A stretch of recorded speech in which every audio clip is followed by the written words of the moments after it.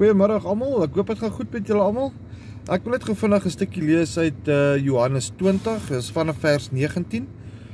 Dit is nou waar liewe Jesus verskyn het aan sy 12 disippels nadat hy aan die kruis vir ons sondes gesterf het en weer opgestaan het uit die graf uit.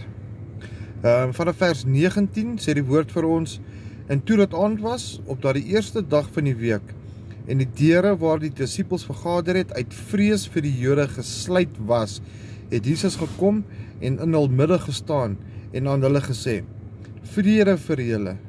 En nadat hy dit gesê het, wys hy hulle sy hande en sy sy, en die disippels was bly toe hulle die Here sien. Jesus het toe weer vir hulle: vrede vir julle. Soos die Vader my gestuur het, stuur ek julle.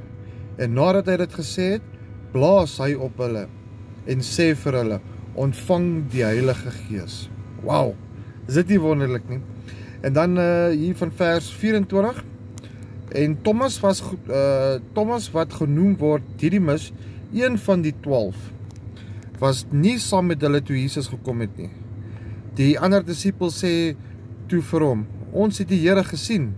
Maar hy het vir hulle gesê: as ek nie my hande die merk van sy spykers sien, en my vinger steek in die merk van die spykers, en my hand in sy sy steek nie, sal ek nooit glo nie. Kyk, toe Thomas gesê, nee, hy glo nie hierdie storie nie. Hy wil eers die merke aan die hande sien van die man wat sê hy is die Here wat opgestaan het uit die dode uit. En luister nou hier van vers 26. En 8 dae daarna was sy disippels weer binne, en Thomas saam met hulle. En Jesus het gekom terwyl die deure gesluit was. Kyk, die deure was gesluit, dan verskyn liewe Jesus soms tussen hulle in. Was die deure gesluit en het in hul midde gestaan en gesê: vrede vir julle.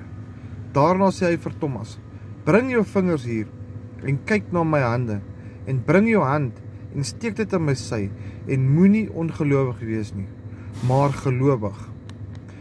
En Thomas antwoord en sê vir hom: my Here, my God.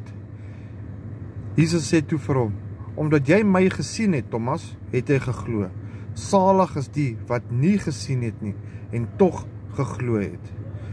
Nog baie ander tekens het Jesus voor sy disippels gedoen, wat in hierdie boek nie geskrywe is nie.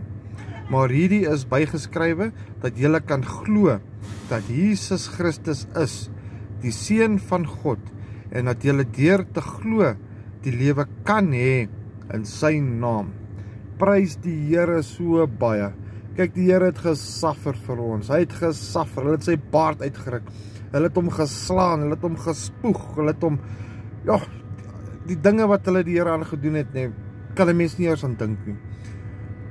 Ek is net dankbaar. Baie dankie, liewe Jesus, vir wat u deurgegaan het en wat u gedoen het vir my en vir die res, om ons van ons sonde vry te koop.